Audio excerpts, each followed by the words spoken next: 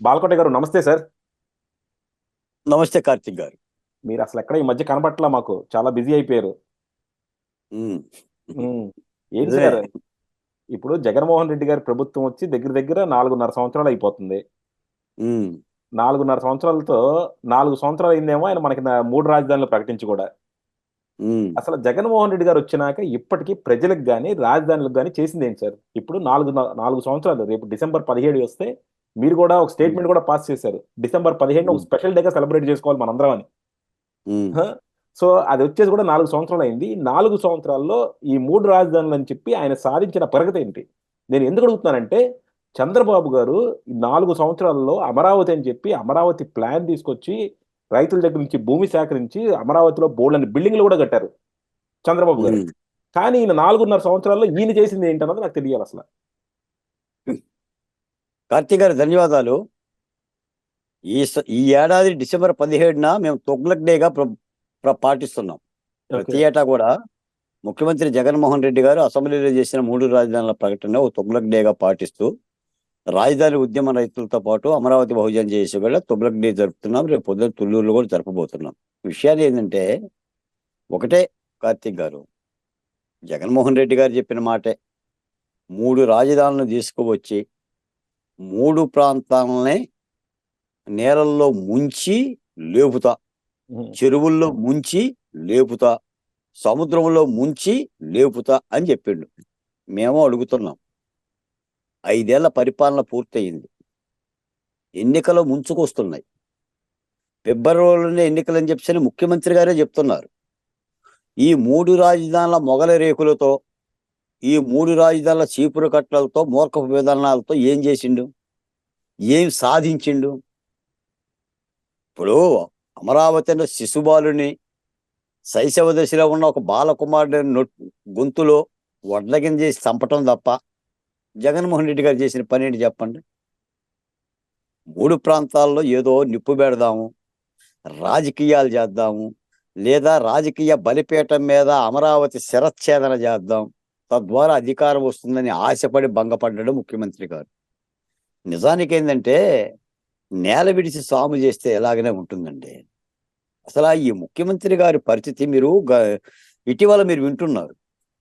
జగన్మోహన్ రెడ్డి గారు ఏదో ఇందుట్లో పెడుతున్న లోడబంతిని పిల్లలు ఆడుకున్నట్టుగా యువతల అభ్యర్థిని తీసుకెళ్ళిపోయి అవతలకి, అవతల అభ్యర్థిని తీసి యువతలకి, అభ్యర్థుల మొత్తాన్ని కూడా మార్చేస్తున్నారు. దాదాపు 11 మంది అభ్యర్థులు మార్చాడు. అందులో 5 ఎస్సీలు, 4 బీసీలు.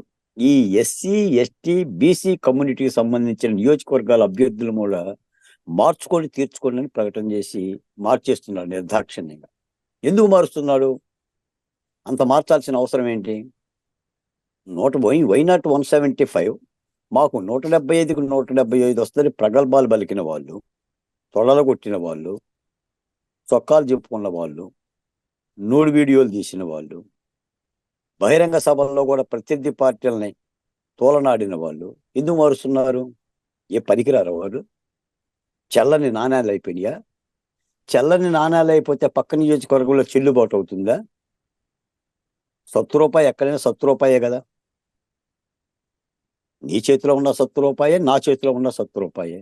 ముఖ్యమంత్రికే పనికిరాని అభ్యర్థులు ఆ నియోజకవర్గాల్లో ప్రజలకు ఏం పనికి వస్తారనేది నా ప్రశ్న.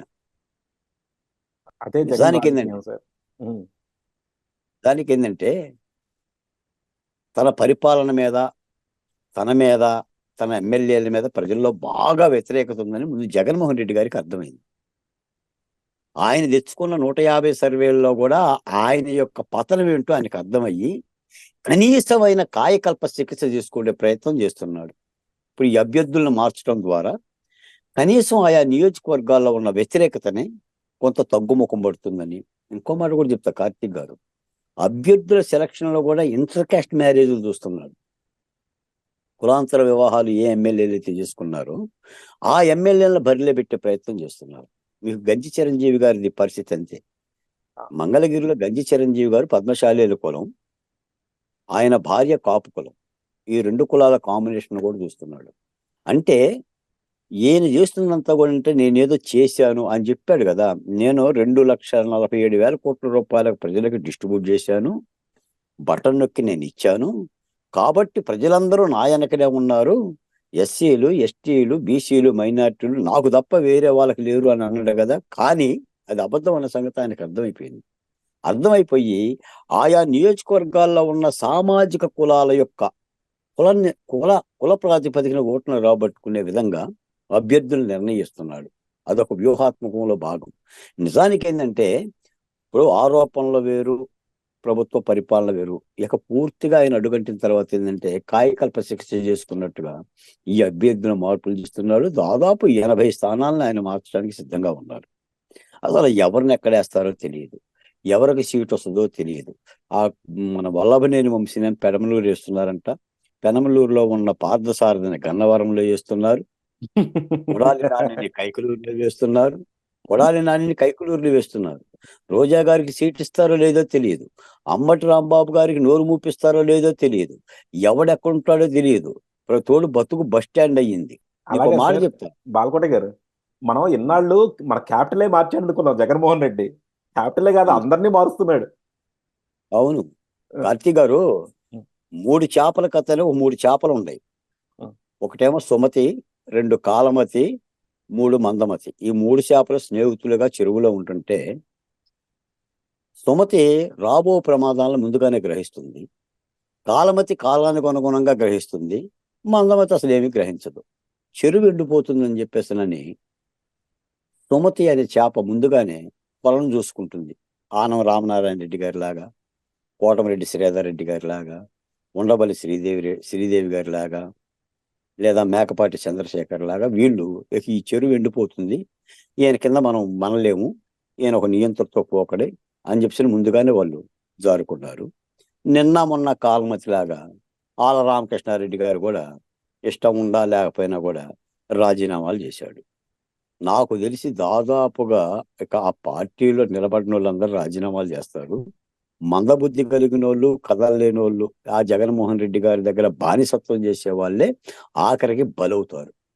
నిజంగా నేను చెప్తున్నానండి, కేసీఆర్ గారి మీద 10% వ్యతిరేకత, అహంకారాన్ని తెలంగాణ ప్రజలు చూస్తే, మేము జగన్మోహన్ రెడ్డి గారిలో 100% అహంకారాన్ని చూసాం. ఎంత అహంకారపూరితమైన పరిపాలన అంటే ఎక్కడ సమీక్ష లేదు కదండి. ఆఖరికి అంగన్వాడీ టీచర్లు సమ్మె చేస్తున్నట్టే వాళ్ళ యొక్క అంగన్వాడీ బళ్ళకి వాలంటీర్లు పెట్టి తాళాలు పగలగొడతారా?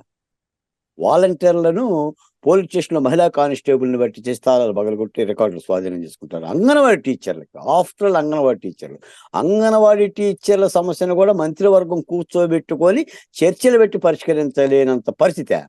ఒకసారి ఆలోచించండి. సజ్జల గారు కదా పరిష్కరించేది. పరిష్కరించాలి కదా. మరి సజ్జల గారో ఎక్కువగా అయినా అంగన్వాడీలు కూడా రోడ్డున పడి 4 రోజులు అవుతుంది. మహిళలు వాళ్ళకి ఆ పాదయాత్రలో నువ్వు ప్రమాణాలు చేసావు, జీతాలు. అలాగే సార్, బేసిక్ గా జగన్మోహన్ రెడ్డి గారు ఎప్పుడు చూసుకున్నా సరే మహిళలందరూ నా చెల్లెళ్ళు, నా సోదరీమణులు అంటారు కదా. మరి అంగన్వాడీలో మెయిన్ అంతా మహిళలే కదా. సో ఆ మహిళలు వాళ్ళ అన్న దగ్గరికి వెళ్ళి ఒక రిక్వెస్ట్ అడుగుతుంటే దాన్ని ఎందుకు సాటిస్ఫై చేయలేకపోతున్నారు? ఎందుకు దాన్ని అంత జటిలం చేసుకుంటున్నారు? అంటే నా సమస్య కూడా ఏంటంటే, జగన్మోహన్ రెడ్డి గారు జనరల్ గా కొంచెం తెలివైన రాజకీయ నాయకుడు అనమాట. ప్రతిదాన్ని ఆయన రాజకీయ అవసరం కోసం వాడుకుంటా ఉంటారు. ఇప్పుడు ఎలక్షన్లు దగ్గరికి వస్తున్నాయి కదా, అంగన్వాడీ వాళ్ళు ఇంత హడావుడి చేస్తున్నారు కదా, దాన్ని ఎంత తొందరగా అయితే అంత తొందరగా సెటిల్ చేసుకొని ఆయన లబ్ధి పొందొచ్చు కదా. దాన్ని ఎందుకు సాగదీస్తున్నారు? డబ్బులు లేవుగా కార్తీక్ గారు. డబ్బులు ఎవరు ఇస్తారు? డబ్బులు ఎవరిస్తారు? పైపెచ్చు అంగన్వాడీ కార్యకర్తల వెనకున్నది ఎవరు? కమ్యూనిస్ట్ పార్టీలు ఆర్గనైజ్ చేస్తున్నాయి కాబట్టి మేము ఇవ్వం. వీళ్ళకేం అంగన్వాడీ సంఘాలు లేవు కదా. అందుకని మీకు అంతకంటే ముఖ్యంగా తన డబ్బులు పెట్టి అప్పులు చేసి గొలుసులు తాకట్టు పెట్టిన ఆంధ్రప్రదేశ్ గుత్తేదారులు, మదుపుదారులు అందరూ కూడా డబ్బులు అడిగితే ఇచ్చారా? న్యాయస్థానాలు ఇవ్వమంటే ఇచ్చారా? రాజధాని కౌలిస్తున్నారా? జీతాలు ఉన్నాయా కార్తీక్ గారు? అసలు ఒక ప్రభుత్వోద్యోగి పని చేస్తుంటే 1వ తారీఖు కల్లా ఎదురు చూస్తాడు జీతం కోసం, ఆ వారంలో వస్తాయనని. ఈ నెల జీతం వచ్చే నెలలో తీసుకునే పరిస్థితి. పోలీసు వాళ్ళకి లేవు కదా జీతాలు, పెన్షన్దారులకు పెన్షన్ ఇవ్వటం లేదు కదా, ఎక్కడుంది? అందుకని ఏం చేస్తున్నాడంటే, నేను ఏదో బటన్ నొక్కుతున్నాను కాబట్టి ఈ నొక్కుడు మూలాన నాకు ఓట్లు పడతాయి అని చెప్పి కొనుగోలు వ్యవహారం చేస్తున్నాడు. కానీ ప్రజలు ఇవన్నీ చూడరు సార్. ఇప్పుడు బట్టను నొక్కితే నొక్కొచ్చులే కానీ అవన్నీ కూడా ప్రజల పన్నులు పెంచి, నేను ఇందాక కూరగాయల మార్కెట్కి వెళ్తే నాకు అర్థమైంది, కేజీ 70 రూపాయలు లేకపోకుండా ఏ కూరగాయలు లేవు. ఏంటి సార్, బంగాళదుంప, ఏ ఉల్లిపాయ? కూరగాయలు లేవండి. అన్ని కూడా 70 రూపాయల పైన. ఒక ఓకే. టమాటో 24 రూపాయలు ఉంది. మహిళలు రైతు బజారులో అల్లల్లాడుతున్నారు. 300 రూపాయలు 500 రూపాయలు లేకపోకుండా కూరగాయలు రావడంలా. జీతాలు లేవు, పనులు లేవు, ఉపాధి అవకాశాలు లేవు. అరే దుర్మార్గంగా ఇసుకలు అమ్మేసుకున్నారు కదండి, దుర్మార్గంగా. ఆ ఇసుక లేకపోవడం మూలాన భవన నిర్మాణ కార్మికుల పని అంతా కూడా పోయింది కదండి. ఎక్కడుంది పని? ఇంత కుదేలైపోయిందండి రాష్ట్రం, చాలా వ్యతిరేకత ఉంది. కాబట్టి ఆయన ఏం చేస్తున్నాడంటే, ఈ అభ్యర్థులు మారుద్దాము, కొత్త వారిని పెట్టుకుందాం, ఏదో ఒక ఎత్తుకు పై ఎత్తేద్దాం, లేదంటే ఓట్లను తొలగించేద్దాం. నీకు ఆ మాట తెలుసో లేదో, మొన్న నేను హైదరాబాద్ వెళ్తే నాకు తెలిసిన మాట, చంద్రబాబు నాయుడు గారు అరెస్ట్ అయిన 3 రోజులు, అంటే 9వ తారీఖు, 10వ తారీఖు, 11వ తారీఖు, 3 రోజుల్లో జగన్మోహన్ రెడ్డి ప్రభుత్వం తొలగించిన ఓట్లు 2 లక్షల ఓట్లు. నేను చంద్రబాబు గారు 2 అరెస్ట్ లక్షల ఓట్లు అండి. చంద్రబాబు గారు అరెస్ట్ అయిన రోజు నుంచి ఇదే చెప్తున్నాను సార్. అరెస్ట్ అయ్యింది మాత్రం జనాలకు కనపడేది, దాని వెనకాల జగన్మోహన్ రెడ్డి ఏదో తెలియని పని చేస్తున్నాడు, ఆ పని మీరు ఛేదించండి, లేక అరెస్ట్ అని దీంట్లో గోల్లోనే పడిపోతే దొంగోట్లో మీరు మునిగిపోతారని చెప్తున్నా ఒక్క తెలుగుదేశం నాయకులు కూడా పట్టించుకోవాలి. 3 రోజులకే 2 లక్షల ఓట్లు తీసింది సార్. ఈ రోజున ఎన్నికల కమిషన్ చెప్పింది, ఆంధ్రప్రదేశ్లో 10 లక్షల ఓట్లు తొలగించబడ్డాయనని. పునరుద్ధరణ ఉందో లేదో అర్థం కావడంలా. మొత్తంగా ఇప్పటి వరకు రాష్ట్రంలో 20 లక్షల ఓట్లు తొలగించారంటున్నారు. దీని మీద ప్రతిపక్ష పార్టీలు ఇటు ఆంధ్రప్రదేశ్ ఎన్నికల కమిషన్, ఢిల్లీ ఎన్నికల కమిషన్ గలుస్తున్నదే కానీ పరిష్కారం ఏంటో నాకు అర్థం కావడంలా. ఇవి కుట్రలు.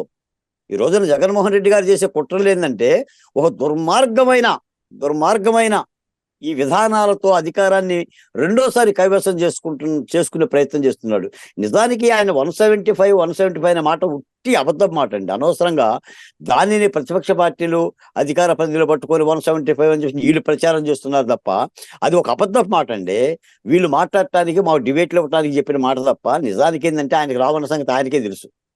అందుకని మనకు ఒక దారి చూపిస్తాడు జగన్మోహన్ రెడ్డి గారు, ఆయన ఒక దారి ఎంచుకుంటాడు. ఈ రోజున చాలా వరకు నాకు తెలిసి టీవీ చర్చల్లో జగన్మోహన్ రెడ్డి గారి డిబేట్ అంశాలను డిసైడ్ చేస్తున్నాడండి. మనం ఏదో ఒక దళితుల మీద జరిగిన ఒక ఘోరాన్నో అన్యాయాన్నో మాట్లాడదాం అనుకోండి, ఏ ఆల రామకృష్ణారెడ్డి గారో రాజీనామా చేస్తాడు, ఇక అది వస్తుంది చర్చ మీదకి. లేదా సజ్జల రామకృష్ణారెడ్డి ఏ కులం మీద ఒక రాయాతడు, లేదా చంద్రబాబు నాయుడు గారి మీద ఒక వ్యాఖ్యానం చేస్తాడు, లేదా మీడియా మీద ఒక వ్యాఖ్యానం చేస్తాడు. అంటే దృష్టి మరల్చడానికి, ప్రజలను ఎప్పుడు కూడా వాళ్ళ సమస్యల మీద కానీ, వాళ్ళ లోగిళ్ళ మీద కానీ, వాళ్ళ బతుకుదల గురించి ఆలోచించుకోకుండా, మాలాంటి వాళ్ళం కూడా మాట్లాడుకోకుండా, మాకు కూడా అవకాశాలు రాకోకుండా, ఒక కుట్ర బుద్ధితో మీడియా మొత్తాన్ని కూడా అటెన్షన్ మార్చేస్తాడు. ఇటువంటి దుర్మార్గమైన పద్ధతులు చేస్తున్నాడు. ఈ నేపథ్యంలోనే ఆయన 3 రాజధానులు అని చెప్పేసి ఒక దుర్మార్గమైన వైఖరి తీసుకొని రాష్ట్రాన్ని కుదేలు చేయటం మూలనే ఈ యొక్క దుర్మార్గం వచ్చింది. రేపు డిసెంబర్ 17 బ్లాక్ డేగా పాటిస్తున్నాము, తొగ్లక్ డేగా పాటిస్తున్నాము. ఇప్పుడు చాలా రోజులు ప్రజలు గుర్తుంచుకుంటారు సార్, మీకు తెలుసో లేదో. మంచి రోజులను గుర్తుంచుకుంటారు, దుర్దినపు రోజులను గుర్తుంచుకుంటారు. ఇప్పుడు నరకాసురుడు పుట్టినరోజు ఎలా దుర్దినమో, దీపావళి పండుగ రోజు అంత శుభదినం. అలాగనే స్వాతంత్రోద్యమంలో 1919 ఏప్రిల్ 13వ తారీఖున జలియన్ వాలాబాగ్ ఉదంతం ఎంత ఘోరాతి ఘోరమైందో, 1947 ఆగస్టు 15వ తారీఖు స్వాతంత్రోద్యమ పండుగ కూడా అంత మంచి రోజు. అలాగనే మాకు 2015 అక్టోబర్ 22వ తారీఖు దసరా శుభవేళల్లో రాజధాని అమరావతికి శంకుస్థాపన జరిగిందనేది మాకు శుభదినం. 2019 డిసెంబర్ 17వ తారీఖున ఈ తొగ్లక్ పెట్టిన 3 రాజధానులు అనేది దుర్దినం. ఈ బ్లాక్ డేని, తొగ్లక్ డేని పాటిస్తున్నాం. కాబట్టి రాష్ట్రం చాలా అంధకారమైన పరిస్థితి ఉంది. రాష్ట్రంలో మరి తెలంగాణ ప్రజలు ఎలా అయితే చైతన్యవంతంగా మెలకువతో ఉన్నారో, ఆంధ్ర రాష్ట్ర ప్రజలు కూడా మెలకువతో ఉండాలి. ముఖ్యంగా రాజకీయ పార్టీలు ముఖ్యంగా ఉండాలి. ఈ రోజు జగన్మోహన్ రెడ్డి గారు చేర్పులు, మార్పులు, ఈ గెంతటాలు ఇవన్నీ చేస్తుంటే ఆయన ఒక రిపోర్ట్ పెట్టుకొని చేస్తున్నాడు. దానికి ప్రతిపక్ష పార్టీలు కూడా సమాయత్తమై ఆ అభ్యర్థులను ఎలా పెడుతున్నాడు ఏంటి అనేది వీళ్ళు నిన్న చంద్రబాబు నాయుడు గారు చక్కని మాట చెప్పాడు. జగన్మోహన్ రెడ్డి గారు తాడేపల్లి నుంచి అభ్యర్థులను సెలెక్ట్ చేస్తే, నేను ప్రజాభిప్రాయం మేరకే, ప్రజల నుంచి వచ్చే అభిప్రాయం మేరకే నేను అభ్యర్థుల్ని జాబితాను ప్రకటిస్తారని చెప్పి ఒక చక్కని మాట చెప్పాడు. కాబట్టి నాయకుల మాటలకి, కూర్చొని 4 గదుల మధ్య కూర్చునే ఆలోచనలకి ప్రాధాన్యత ఇవ్వటం కంటే, ఆయా నియోజకవర్గాల్లో ప్రజలు ఎవరిని కోరుకుంటున్నారు? తెలుగుదేశంలో కూడా ఎలాంటి అభ్యర్థులకి ఇస్తే బాగుంటుంది, కొత్త వారికి ఎలా ఇస్తే బాగుంటుంది, తటస్థ శక్తులకి ఇస్తే ఎలా బాగుంటుంది, పోరాడే శక్తులకి ఎలా ఇస్తే బాగుంటుంది అనేది ఇవన్నీ కూడా చూడాలి సార్. ఎందుకంటే కార్తీక్ గారు, ఎన్నికల్లో అన్ని అంశాలు పనిచేస్తాయి. ఒక డబ్బు మద్యమే కాదు, ఆ నియోజకవర్గంలో ఉన్న కులాలు, ఆ అభ్యర్థుల యొక్క నడవడిక, వాళ్ళ భాగస్వామ్యం, వాళ్ళ యొక్క పనితనం, వాళ్ళ పటుత్వం, ధైర్యం, సాహసాలు, ప్రజల పట్ల ఉన్న ప్రేమాప్యాయతలు అన్ని పనిచేస్తాయి. ప్రతి అంశాన్ని కూడా మైక్రోస్కోపిక్ చేసుకొని అభ్యర్థుల్ని సెలెక్ట్ చేసుకొని ఎన్నికల యుద్ధం చెయ్యాలి. అలా గనక చెయ్యకపోతే ఎంత ఆవేశం ఉన్నా, ఎంత కొట్లాడినా కూడా మళ్ళీ పొరపాటుకు దారి తీసేసి ఇబ్బందులు కలుగుతాయి. కాబట్టి రాజకీయ పార్టీలు, ప్రతిపక్ష పార్టీలు ముఖ్యంగా చాలా జాగరూకతగా జగన్మోహన్ రెడ్డి గారితో యుద్ధ వ్యూహరచన చేయాలనేది మా భావన. అదే మాట చెప్తున్నాం. ముఖ్యంగా మేమనేది ఏంటంటే, ఈ క్రింది కులాలు, ఈ ఎస్సీలు, ఎస్టీలు, బీసీలు, మైనార్టీలకు సంబంధించిన బిలో ప్రాపర్టీ లైన్, మీకు మాట తెలుసో లేదో, విన్నారో లేదో, తెలంగాణలో కూడా కేసీఆర్ గాని బీఆర్ఎస్ పార్టీని పట్టణాలు రమ్మన్నాయి, పట్టణాలు ఉంచండి అని అన్నాయి, పల్లెలు పొమ్మన్నాయి.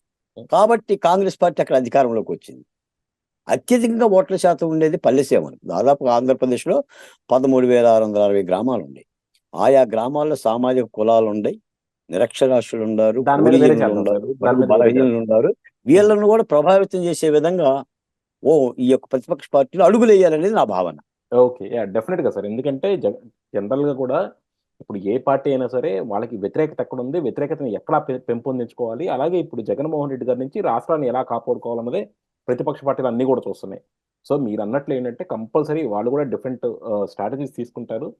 మీరు ఇందాక కూడా చెప్పారు, చంద్రబాబు గారు కూడా ప్రజల్లో నుంచి వచ్చిన నాయకులను తీసుకుంటున్నాం అంటున్నారు. చూద్దాం, మనకి ఒక కొత్త తరం నాయకులనే ఉన్న నాయకత్వాన్ని ఏమన్నా తెలుగుదేశం అందిస్తుందో, అలాగే మీలాంటి వాళ్ళు ఇంకా చాలా మందిని కూడా అందరూ ప్రజల్లో పోరాడి, ప్రజల్లో ఇంత జగన్మోహన్ రెడ్డి చేస్తున్న అకృత్యాలు అందరూ కూడా మా అందరికి అర్థమయ్యేలా చెప్తున్నాం. మీలాంటి అందరూ కూడా ఎంత మటుకు ఎంకరేజ్ చేస్తారో పార్టీలు చూద్దాం. Thank you sir, thank you very much. Thank you Karthik గారు.